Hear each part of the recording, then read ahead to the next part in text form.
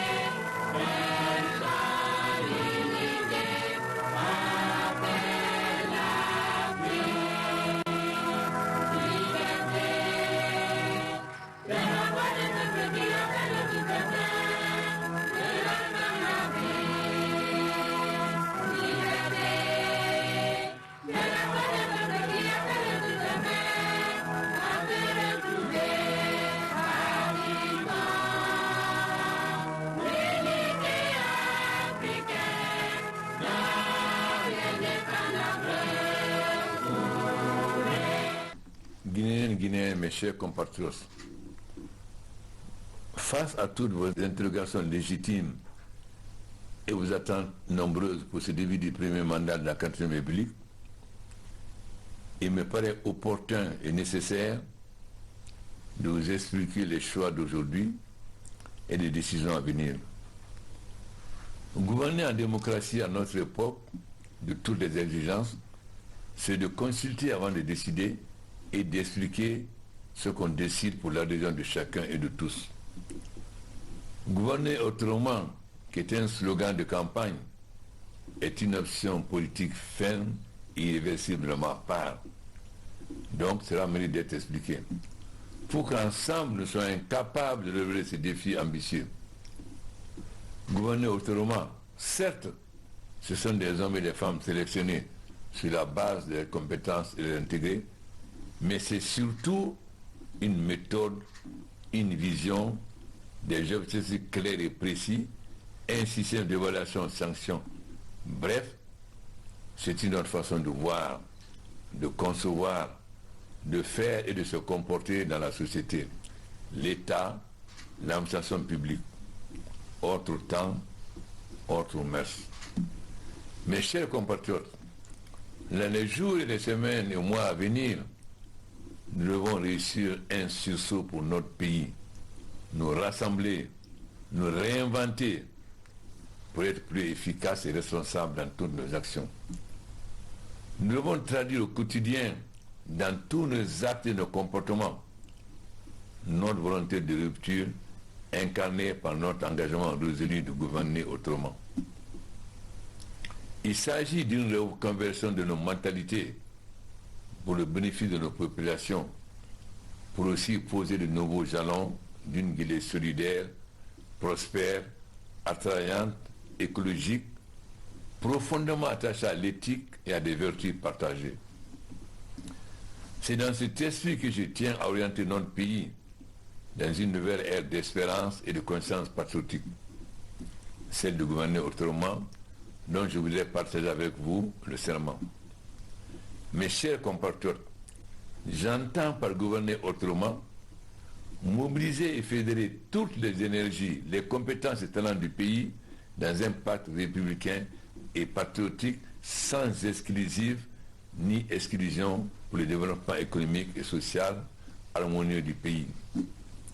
Gouverner autrement, c'est aussi s'assurer que les moyens dont nous disposons grâce à l'élan de notre reprise économique contribue à améliorer le panier de la ménagère, à réduire les inégalités sociales très fortes encore, malgré tous les efforts consentis.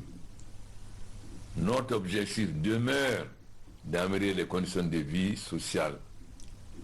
La croissance économique n'est pas une fin en soi. Au contraire, elle devrait être le levier d'une répartition équitable des richesses créées par tous et pour tous. Gouverner autrement, c'est engager dès maintenant un train de réformes qui vont changer le quotidien de nos citoyens en leur offrant une meilleure qualité de vie et plus d'opportunités de réussite. Je pense à l'administration qui doit se réformer pour mieux remplir sa mission de service public. Je pense aux infrastructures, au transport, à l'aménagement de la ville, au cadre de vie, notamment dans notre capitale. Mais la question qui nous interpelle le plus et tous, c'est d'apporter des réponses concrètes et innovantes aux ensembles de nos jeunes et des femmes au cœur de nos préoccupations et des politiques publiques. Mes chers compatriotes, je mesure l'ampleur et l'urgence de tous les défis auxquels notre pays se trouve confronté. En priorité, une attention particulière sera accordée à des piliers essentiels d'une gouvernance vertueuse, à savoir la restructuration de l'administration, qui comporte la lutte contre la corruption, les malversations financières et des détournements des deniers publics, la réforme du système judiciaire, la réforme des mécanismes de passation des marchés et contrats publics de l'État.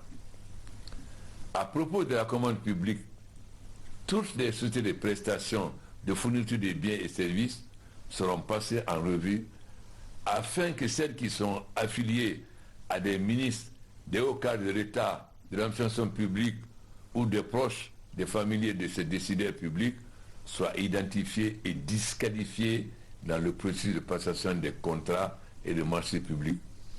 Partout où il y aura un conflit d'intérêts avéré ou un mélange de genres, je prendrai mes responsabilités. Car gouverner autrement, c'est de s'employer à éliminer des distorsions dans l'économie, de veiller à l'égalité des chances entre les citoyens. D'autres défis de transparence et de mesures de sûreté pour notre économie seront pris en compte. En effet, l'augmentation substantielle des ressources internes par un effort de mobilisation plus important des recettes intérieures pour lesquelles des mesures sont envisagées pour leur sécurisation.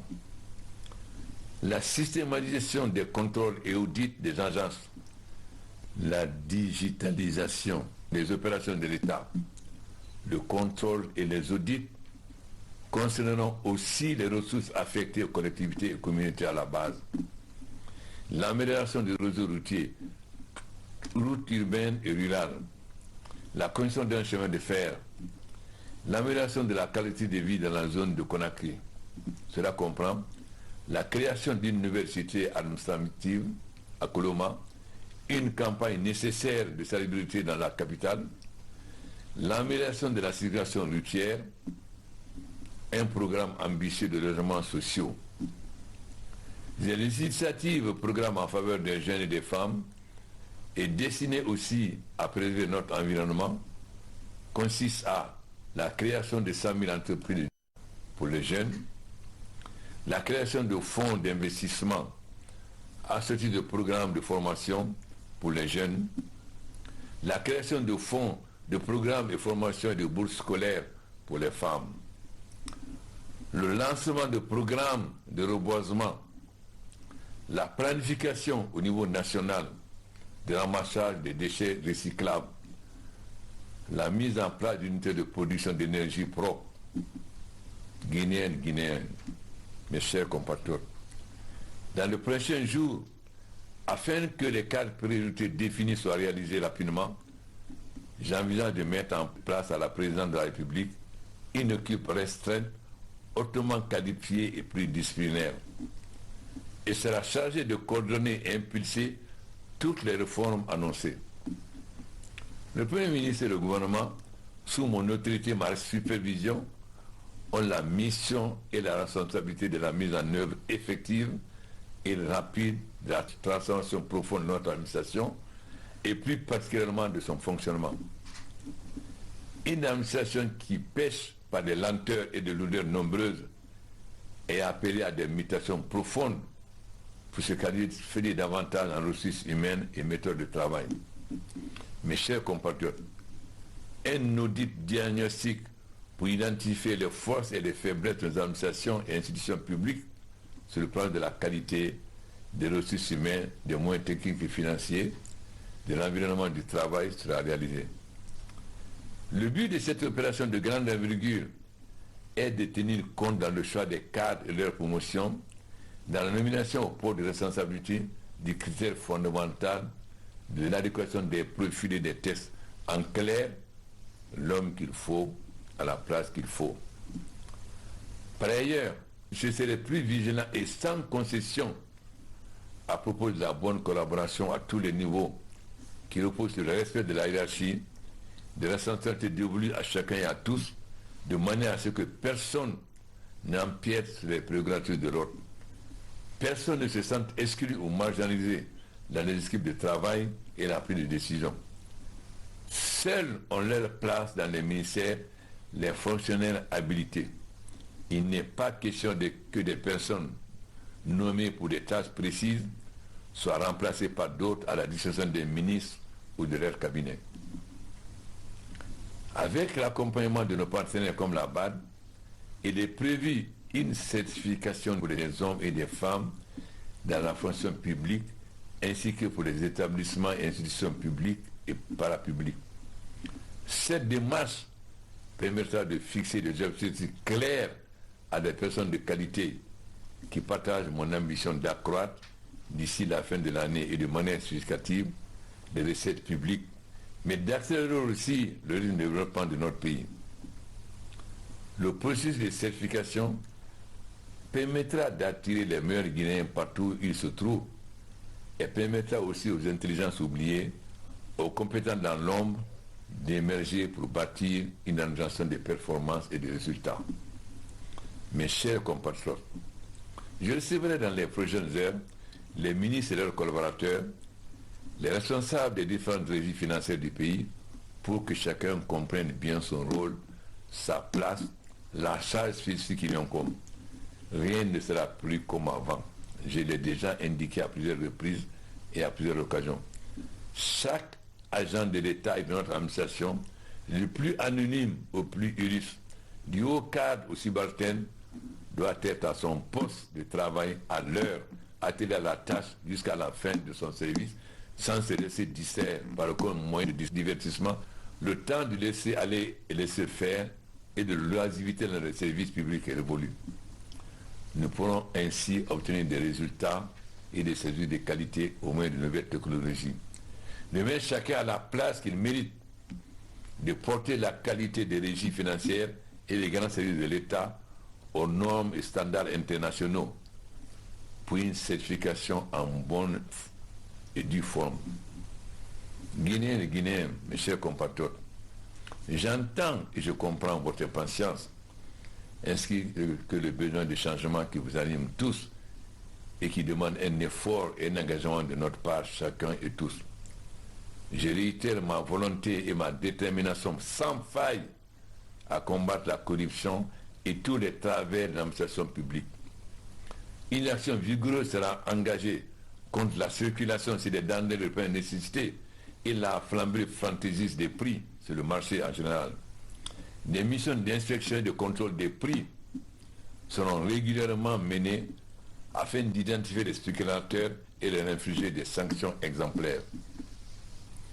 Le gouvernement a la responsabilité de protéger les consommateurs guinéens de la cherté de la vie suscitée, entretenue par des opérateurs véreux. La réforme de notre société, notre État, que nous voulons tous, a besoin d'une forte adhésion populaire. C'est pourquoi je me propose d'engager de larges consultations avec tous les acteurs de la vie nationale afin que chacun s'approprie les réformes et les soutienne aussi pour en assurer l'acceptation de ceux-ci. Notre préoccupation à tous est de renforcer la confiance entre gouvernants et gouvernés et de parvenir à la crédibilité de l'action publique. Mes chers compatriotes, gouverner autrement, c'est aussi la culture du mérite et de l'excellence, de l'obligation de résultats pour chacun et tous. J'assignerai à chaque ministre des objectifs précis et mesurables pour lesquels une évaluation sera faite chaque année. Je déterminerai aussi avec le Premier ministre et l'Assemblée nationale les moyens nécessaires à la feuille de route de chaque ministre. Ainsi, dans la transparence et l'équité et la rigueur, chaque acteur sera évalué et jugé sur des performances à des échéances déterminées à l'avance. Dans la même dynamique, l'audit sera la règle établie. La bonne gestion sera récompensée, la mauvaise ne restera pas impunie. Chers compatriotes, mon ambition de toujours a été d'apporter aux Guinéens le bonheur, à la Guinée la prospérité et le renouveau démocratique. Mais tout seul, je ne peux pas réussir. Malgré mon engagement et ma détermination personnelle, j'ai besoin de l'appui et du soutien de tous les Guinéens. Le changement est notre affaire à tous, nous concerne tous. Commence par changer nos habitudes ou nos mentalités. Chacun de nous doit privilégier l'intérêt général dans tout ce qu'il fait et entreprend. La Guinée d'abord, avant tout et à tout le monde. J'invite donc toutes les Guinéennes et les Guinéens à se mobiliser avec moi pour la cause de notre pays et pour répondre aux aspirations profondes et légitimes de nos braves populations. Entre autres, développer notre pays, lutter contre la précarité sociale, garantir l'avenir de notre jeunesse, œuvrer pour l'émancipation des femmes. Guinéennes, Guinéens, mes chers compatriotes, pendant trop longtemps, l'élan de notre pays a été freiné par des querelles intestines et politiques interminables. Le temps est venu de tourner la page de toutes les années sombres de notre histoire pour nous tenir résolument vers un avenir d'intérêt et de solidarité à notre portée. Mon ambition est de bâtir avec vous une nouvelle Guinée unie et solidaire, dans laquelle chacun aura sa place et tous auront le sentiment d'appartenance commune à la même nation. Comme à l'occasion de la date historique du 28 septembre 1958, les Guinéens ont relevé un autre défi important pendant les dernières élections des statuts référendaires présidentielles. Dans l'ordre, la discipline et le calme, nous nous sommes rendus aux urnes pour décider librement de notre avenir et de notre destin. La Guinée, pour l'occasion, a exercé son droit absolu de souveraineté. Les Guinéens ont encore fait preuve de maturité politique et civique. Nous sommes tous en droit d'être fiers d'avoir franchi cette étape de notre histoire, malgré toutes les épreuves et toutes les adversités. Mes chers compatriotes, aujourd'hui, le monde entier est confronté à la pandémie de la Covid-19 qui a bouleversé le cours de la vie et de l'histoire. La Guinée, contrairement à beaucoup de pays, grâce à notre effort d'anticipation et aux sacrifices consentis par nos populations et le corps médical, a pu jusqu'à présent se prévenir contre une forte propagation de la maladie avec ses conséquences dramatiques. Je salue le civisme et la discipline de nos concitoyens face aux mesures préconisées par les autorités sanitaires. Je rends en votre nom hommage à nos personnels de santé qui, avec professionnalisme et un grand dévouement, restent mobilisés et vigilants pour protéger, soigner nos populations. Cet exemple de patriotisme et de conscience civique doit nous inspirer tous dans notre engagement pour notre pays, exposé à des menaces internes et externes dans le domaine de la sécurité et de nos acquis démocratiques. À cause de menaces subversives et de nombreuses tentatives de déstabilisation de nos institutions.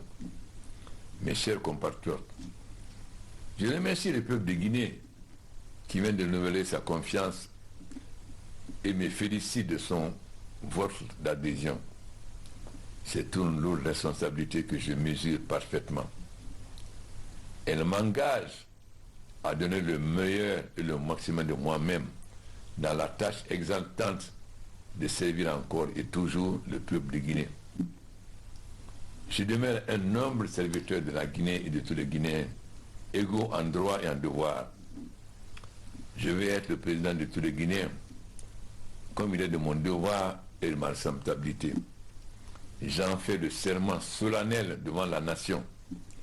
Ensemble, nous sommes déterminés à changer le destin de notre pays et avancer sur le chemin de l'unité et du progrès de notre jeune nation. Nous sommes les héritiers d'une grande histoire et des acteurs solidaires de la Guinée de demain. Bâtir notre nation et léguer un héritage honorable aux générations futures est notre ambition commune pour notre pays. Ensemble, nous réussirons ce pari individuel et révélerons ce défi collectif. Que Dieu bénisse la Guinée. Je vous remercie.